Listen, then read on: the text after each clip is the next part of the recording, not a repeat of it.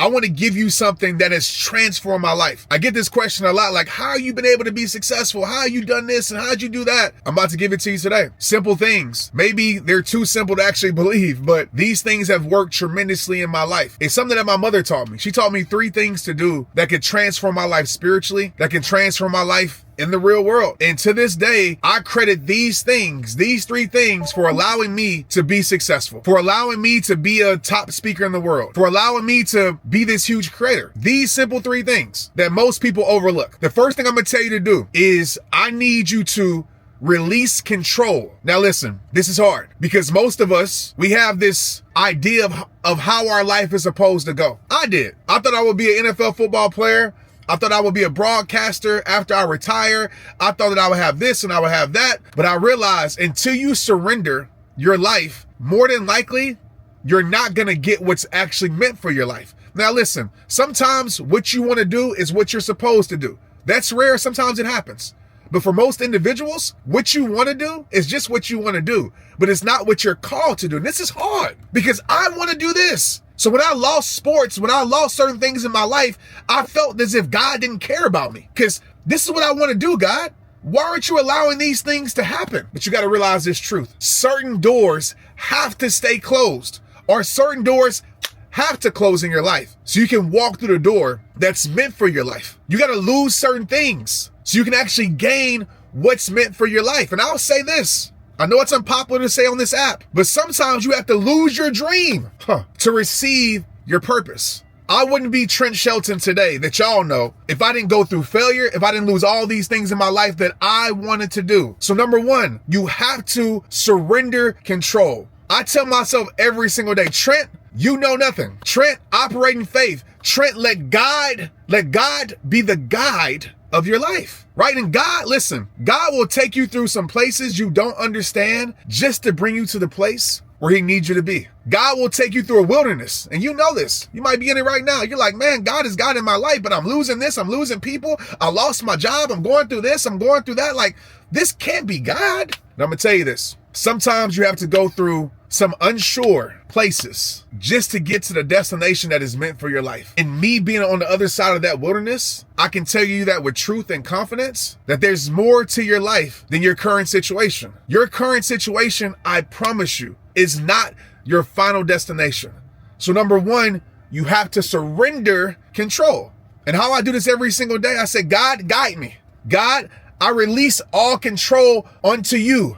I'm trusting you. Even when I don't understand, even when it doesn't make sense, I'm still trusting you. Number 2 is that you have to, and I probably should say number 3 second. I'm going to say number 3 for last because number 3 is very important. But number 2, my mother taught me this. You got to claim it. You have to claim your best life. You have to claim the will that God has for your life. Now listen, sometimes it's hard to do because you want to do what you want to do, right? Like we just talked about. But you got to say, I'm claiming. So this is what I do. I say, God, if it's in the will for your life, I'm claiming this. Because sometimes the will God has for me is totally different than what I have for myself. But God is guiding me to my best life. So I'm going to trust. So God, if it's in the will that you have for my life, I'm claiming this. And I'm going to give you 2 examples on how this works. Listen, people talk about the law of attraction. I'm not against that. I do believe thoughts are powerful. I do believe how you think it is the first step. But that's not just the only thing. Right? You have to be able to claim it. You got to say, after I claim it, we're going to talk about step 3 in a minute. But when you claim it, you have to make sure that you're speaking these things audibly. And so what I do, I either call it drives with God, which I'm doing today, or I walk with God nature. And I'm speaking out boldly, courageously. God, bring this into my life. If it's in the will that you have for me. God, you know I deserve this. You know that I've worked for this. If it's in the will you have for me, please bring this to my life. Most people don't speak it. And I'm going to keep it real with you. You might have been speaking death in your life. You'll speak depression in your life. You'll claim anxiety. You'll claim stress. You'll claim pain, but you won't claim power. You know, last time I checked, we serve a great God. I don't believe God created you to live broken. I don't believe God created you to live weak. I believe God created you to live a great life because he is the epitome of greatness. So I want you to start claiming what you feel is meant for your life. And listen, if it doesn't happen, maybe it wasn't the will. That's okay. I'm gonna give you 2 examples. I'm a motivational speaker if you don't know. And one of the things that I've been wanting to do, it's been on my heart probably the last year, is to speak more to corporate, because I feel as if corporate needs my message. I'm the guy that speaks to the human inside the title. I'm the guy that speaks to the human inside the employee. I'm the guy that's gonna keep it real. I'm the guy that's gonna give you the breakthrough and transformation, not just talk about some cute stuff that really doesn't help you. So my ask to God, my claim was, God, open up doors. Put my name in the minds of decision makers. Bring my content around people who can make decisions to bring me in. And I got very specific, because it's very, very important to be specific. I said, God, if it's in the will that you have for my life, I want you to open up a door to a powerful corporation that needs me. Not just any corporation, that needs me, that needs my message, that needs rehab time. And I'm gonna just keep it real with you. My speaker fee is high from corporations.